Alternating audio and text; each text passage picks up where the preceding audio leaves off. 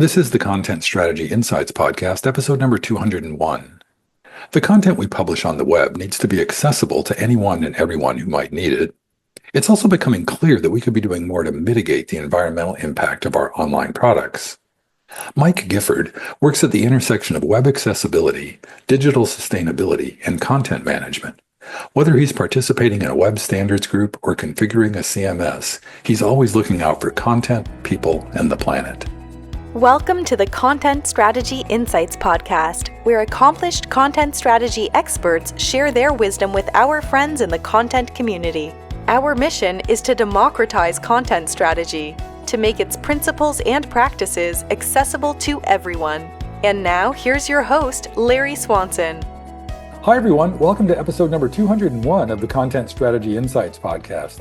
I am really delighted today to welcome to the show Mike Gifford. Mike is the Open Standards and Practices Lead at Civic Actions, a nonprofit that works on mostly government and other public sector institutions with their technology stuff. So welcome, Mike. Tell the folks a little bit more about what you're up to these days. Larry, first of all, I just have to say that Civic Actions, although we are an impact-oriented company, we are still a company. We're not a nonprofit. So, but I was hired to start with Civic Actions as a looking primarily at accessibility and wanting to help improve their accessibility practice area, because that was an area that Civic Actions realized that we needed to improve on. And in that time, because I was also very involved in the Drupal community, I'm a Drupal accessibility core maintainer. I became involved in looking at the open source angles as well, and so we've sort of modified the position so that it's a open standards and practices lead, so that again I can look at ways that we can improve how we deliver quality to our clients, and accessibility is a big part of that, and open source and that transparency that comes with open source is a big part of that.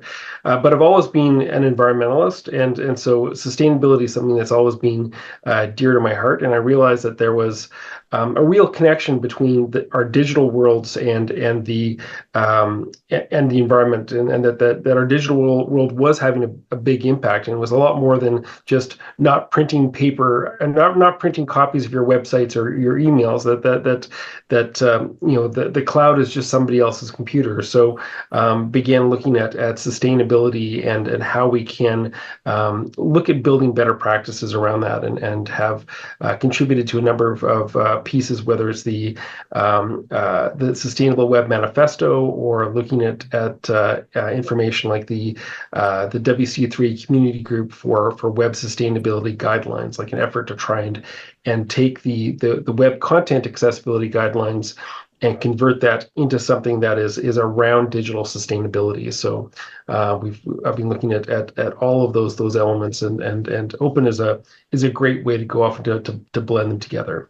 That's really, because we talked in Montreal at a conference a couple months ago, and I was drawn. And the reason I wanted to have you on the show is because of the connections between accessibility and sustainability. But we didn't mention specifically your emphasis on the open standard stuff, because like I'm big on the open web, the old semantic web, and love standards based initiatives of any kind. So that's really cool that those three things now intersect. It turns out I'm getting a bonus topic to talk about as well. That's right. But can you tell me a little bit, back to our original conversation about the sustainability and accessibility? Because I think all of my listeners are going to be attuned to both topics. But can you, and I love the fact that you're in a role where they overlap. Can you talk about how they come together in your work?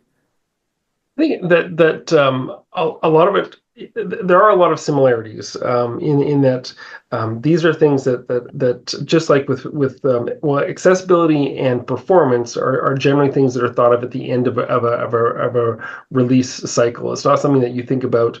Most teams are not thinking about that while they're developing it. They should be, because it will save them time and money if they do, but they don't. So that's one area where there's a commonality. Performance and sustainability have a lot of similarities. There's differences, but there's very similar goals, and that if you have a more performant website, generally it's also more sustainable. There are some caveats to that, but that's something that essentially, if you're using less computational power than it is using, is a more sustainable website. So that's sort of one of the commonalities. Another area is that it's both accessibility and sustainability are things that everyone wants, but nobody wants to pay for. So it's generally something that requires some level of either internal leadership, or it requires legislation to make it important enough for organizations to act on. So part of the reason we're trying to go off and develop the web sustainability guidelines is because we believe that this is a path that governments might be looking at to try and reduce their environmental footprint. If there's a set of guidelines that they can point people to and start to build legislation around, then it can be very much like Section 508 or built into standards like EN 301549, which is the standard that Europe is using to try and look at their digital accessibility within the Web Accessibility Directive and also the European Accessibility Act. So those are some ways that there's commonalities. There's also sort of there's levels of both of them are hard to measure in a purely technical way. They do require some level of user interaction or user engagement to actually understand how effective they are. There's no automated testing that will cover all of the WCAG criteria. You can get a good third of the way by using automated testing, but that's as far as you can go. And it's very similar with digital sustainability in that there's just a lot of variances, whether it's your power grid or the devices you're using or the type of site that you're engaging with, the type of technology, the type of hardware. Like, you can't necessarily know in absolute terms what the carbon impact is. So dealing with that ambiguity is something that again has a similar challenge between accessibility and sustainability. Nice. I think most of my listeners are going to be familiar with the WCAG guidelines, but I'm curious about the web sustainability guidelines. Is that a work in progress? Is it like a W3C thing, or is it tell me more about the sustainability work. It is definitely a WC3 thing, but it's started by a community group that was Tim Frick was leading, and is still leading. Tim Frick and Alex Howard have been doing some wonderful work to try and to draft and organize these guidelines over the last 2 years, and there's quite a lot of information available there that is still sort of provided by the community group. But in order to become a WC3 standard, the group actually needs to move from being a community group to being an interest group or a working group. And right now we're on the path of becoming an interest group for the WC3, at which point we'll be able to create something that has the weight of the web content accessibility guidelines. That's great. I'll link to that. If you can, I'll talk after that. I'd love to get a link to, like, if folks, because that sounds like the kind of thing that many of my folks might want to become involved with as well, or at least follow. So that's great. Yeah, that's. And there's also, we've also tried to learn, like the team that's putting this together, particularly Tim and Alex and others have tried to learn from the failures of WCAG. So there's a website, for example, that makes it easier to read it. Like, you can get the standards in a standard format that look just like the WCAG guidelines and will put you to sleep in no problem. But there's also a nice site that breaks it down into different sections and makes it easier to engage with it. So they've set up the standard in a JSON format so that it's more easily consumable by other websites and easier for people to go off and to learn from and to build on. So that's one of the advantages of this approach for Yeah. Interesting. I love that there's that everybody notices that inherent tragic irony of the content accessibility guidelines not being the most readable document on the planet. But it sounds like you're working on it, and that's really, I could geek out forever on the JSON format for the underlying thing. But I want to turn back to the rationale for this work. Like in the case of accessibility, like I remember making this case to a marketing guy like 25 years ago on a website I was working on. Like, dude, you wouldn't turn away 20% of your users at Walmart. Yeah. They don't have like a guy there holding the door, for people who, can't do everything you need to do in the store. So I think making the case for accessibility, although I still find people having to make that case. So there's that. And then there's the practical implementation part, which WCAG can guide people through. Tell me, but I'm really curious about sustainability in particular. Like the rationale, is there an analogous thing to that, to the accessibility rationale for sustainability? Well, I mean, I was giving a presentation at a big open source event in Brussels earlier in the year. It was called FOSDEM, and I went to two sessions. They're all about AI, and the room was just completely packed. And then I was going to give a presentation on accessibility and sustainability, a joint conversation much like this. And the room didn't exactly empty out, but it was certainly a lot emptier. And I was like, I got a bit grumpy because here we are, we're talking about people and the planet that we live on, that we require in order to live. Like that 100% of us, even those in space, are dependent on this planet for their life. And so there's really nothing more important than accessibility and sustainability, because it is about people like all of us and the planet we live on.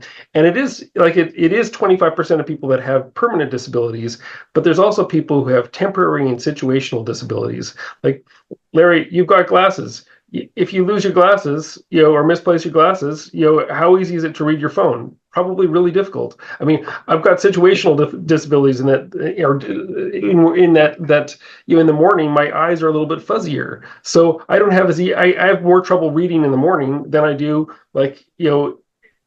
shortly after that. So by the time I've had my first coffee, it's all good. But before that, it might be a little bit blurry. So I think a lot of people are like this. And as we grow older, these disabilities pop up more and more. But there's so much stigma associated with disability that people don't want to think about it. They don't want to think about the limitations of their abilities.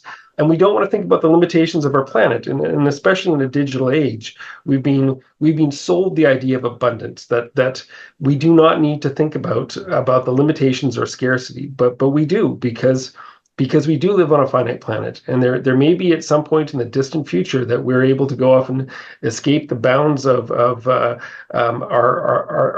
beautiful world and escape into a Star Trek future that has limitless energy. But that's nowhere near where we are now. Like there's nothing that would give us the impression that we will ever see this time in our lifetimes. So we need to try and think about that the realities that we are going to be faced with. Yeah, that's it. Because especially regarding sustainability, that myth of abundance. I remember reading almost 30 years ago the book Being Digital by Nicholas Negroponte, where he talked about this, making the transition from atoms to bits, or from atoms to bits, and thinking like, oh, good, okay, done with the physical world. We're just off here with all these things. But then if you've ever read Jerry McGovern's book, Worldwide Waste, the first sentence in that book is, digital is physical. So yes, it's come back around. But so that notion, I guess, so there's so much we could talk about that. There's, especially now with the explosion of AI, that's really come to the fore. But I guess in terms of like day-to-day design, content strategy, and information architecture practices, what are kind of little things we can be doing down at this level to have an impact on sustainability?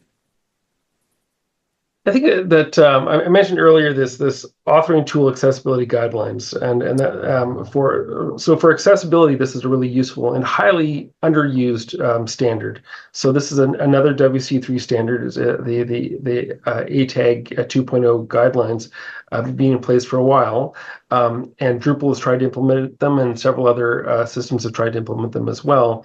But there's not a lot of general demand for them. But this is broken up into two parts. The first part is, how do we make the interface accessible? And the second part is, how do we make sure that the interface is more sustainable? How do we make the interface? How do we make sure that the content that is the other challenge about accessibility and sustainability? If you're talking about the two, it's easy to get them mixed up because they have enough syllables and there's enough similarities between accessibility and sustainability that they're easily confused. But from but authors need help in creating accessible content, and that's something that's often overlooked. And so the ATAG is a way to go off and to help that happen.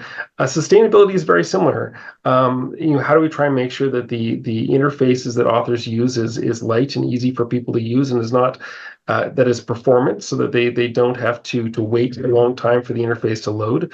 But on the same side, how do we make sure that authors are able to think about those best practices, whether that's optimizing images by default, so that they don't have to think about the image size, or trying to make it more difficult to go off and add in JavaScript, because JavaScript is a very powerful tool, but it's also very resource intensive. So if you're exporting all of this additional JavaScript to a client to be executed every time the page loads, that's something that is going to have a very large environmental impact, because again, it'll be loaded millions of times and executed millions of times in a non-performant environment. Like, most client desktops are not designed to be performant, whereas if you're dealing with the server on the cloud, I mean, that's a highly optimized device, and so you're going to have a much lower impact for stuff that is for the same process that's executed in the cloud as versus that's being executed on a personal laptop that people have set up.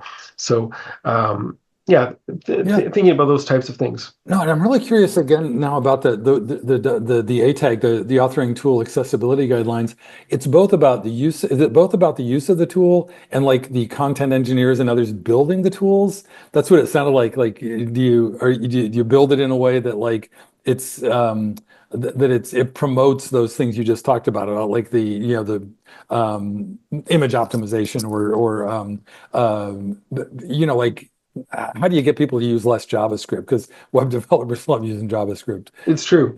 I think it's about, partly about getting the engineers engaged and with the authors, and helping seeing this as a big puzzle that we all need to work on together, as opposed to there's an engineering piece and then there's an authoring piece and they'll work it out. But I think that we need to have more cooperation and collaboration, so that engineers are able to understand the needs of authors and understand those goals of trying to build an optimized performance sustainable website. That's something that they're going to be measured against. And if they're not measured against that, and if the actions of the author are not considered as part of that evaluation, then you're not going to have a very meaningful measurement, because the website, the technology is only useful if you add content to it. So this is the great thing about content management systems, is they require content, and so you can build a great interface that is accessible and sustainable.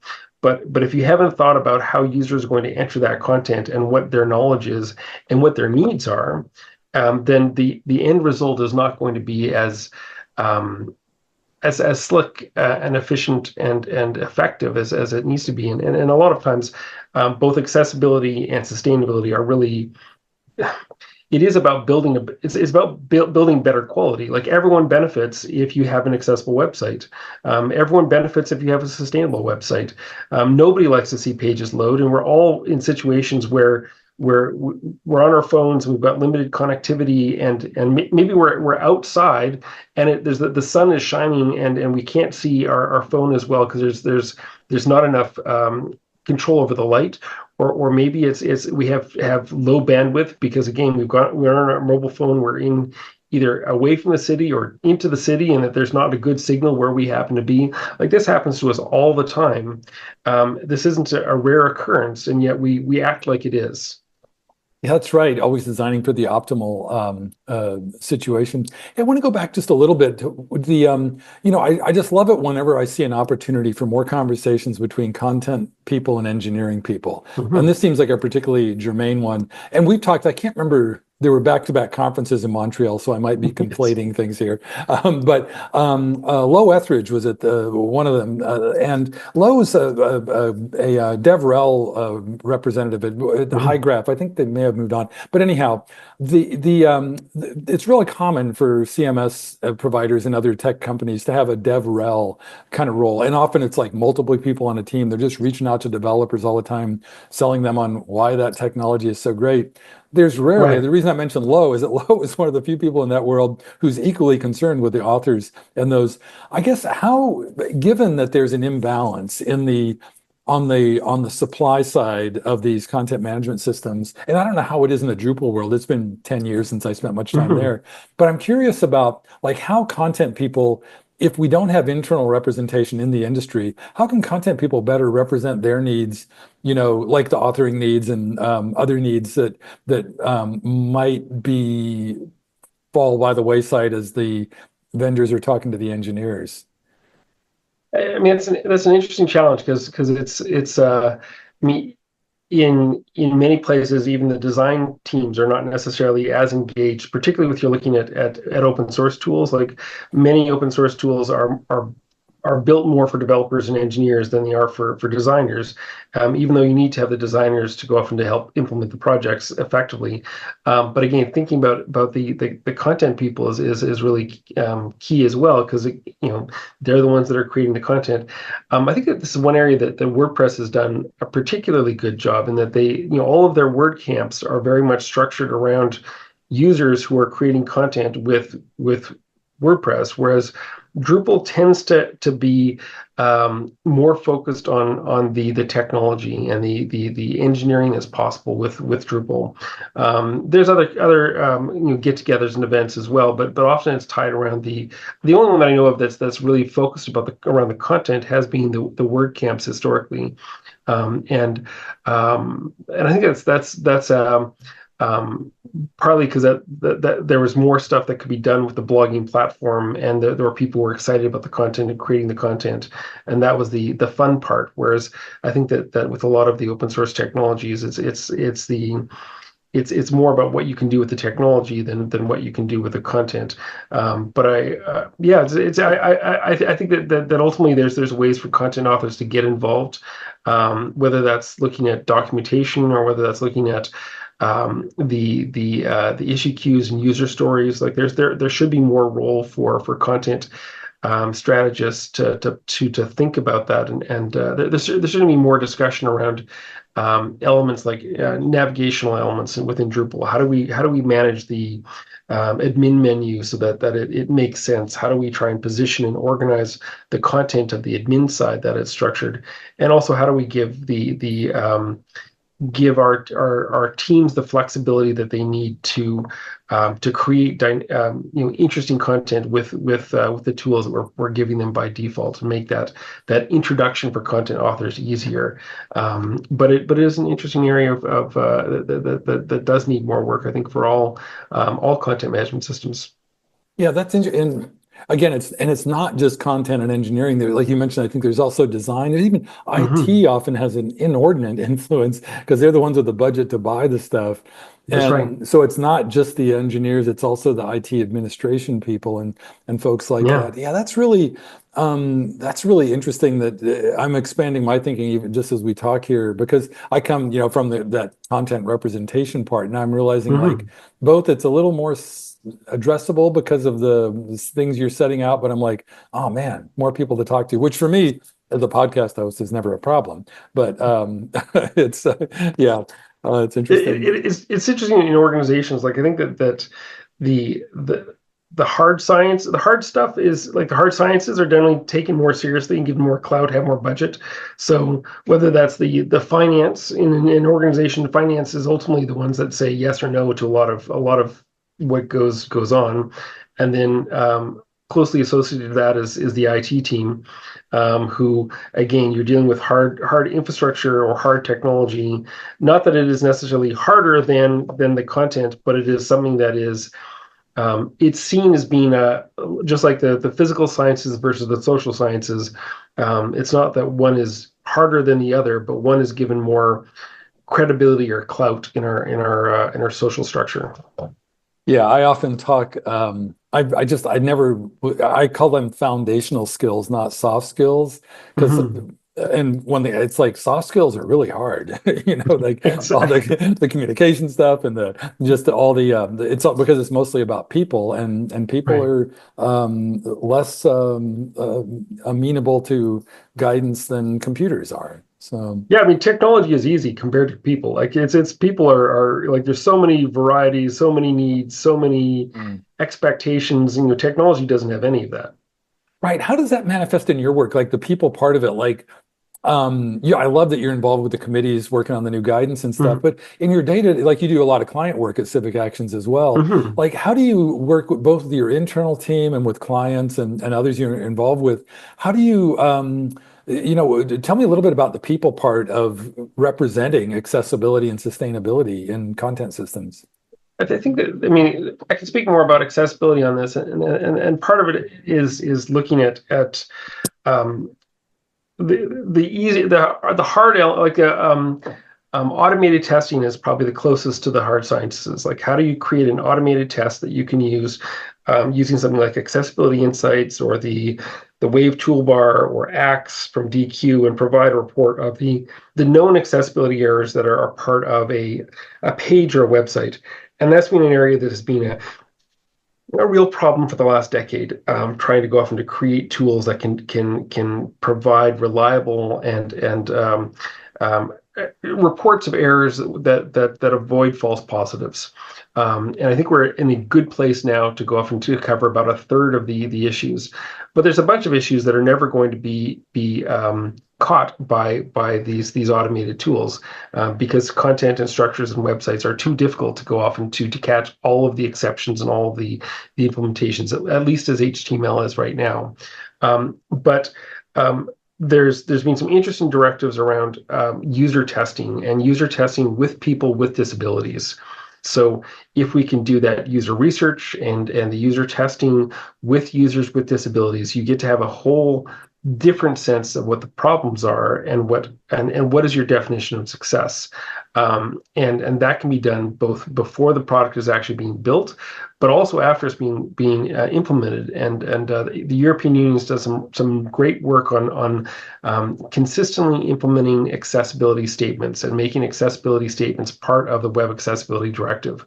And the UK, when it was part of the European Union, had produced some great resources in English, which really are models which organizations around the world should use if they're looking to get feedback from people with disabilities to help them improve the accessibility of their website.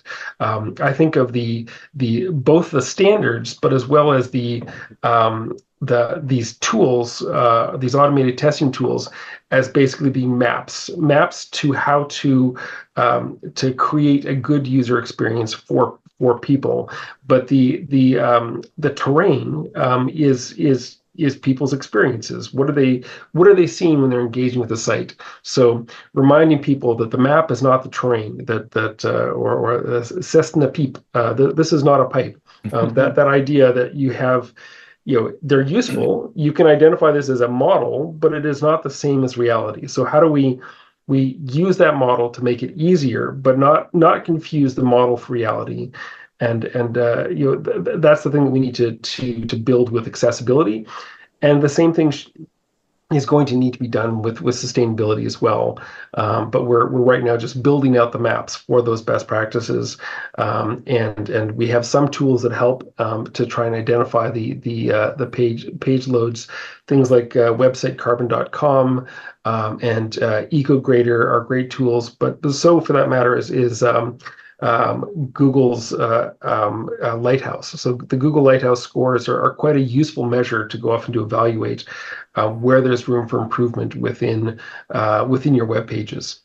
Cool. I might hit you after this to get links to some of those, but I'll try to list Mhm. all those resources you mentioned because this is the kind of episode that's going to send people scrambling for resources. So I'll make sure I include those in the show notes. Hey, Good Mike, I stuff. can't believe it. We're coming up close to time already, but before we wrap up, is there anything you want to revisit from the conversation or just make sure we share before we wrap up? I think the going back to some one of the commonalities, I think that with both of these issues, and in fact with security as well, we have to be thinking about this as a journey, not a destination. That there's always room for improvement. You're never going to be able to go off and to check that box and say your website is accessible enough, or your site is sustainable enough, or your site is secure enough. There's always room for improvement. There's always because you're building on the internet, there are always changes, and for that matter, for both accessibility and sustainability, we're dealing with people, and people are their demands are changing. So you can run into if you have a board member that has particular needs that are not satisfied by the WCAG requirements, you might need to make some changes in order so that that board member can engage with your website, for instance. And there's definitely other situations like that where we need to be open to learning and open to pushing ourselves to build better quality products, and make sure that we're thinking about people and the planet as we do that.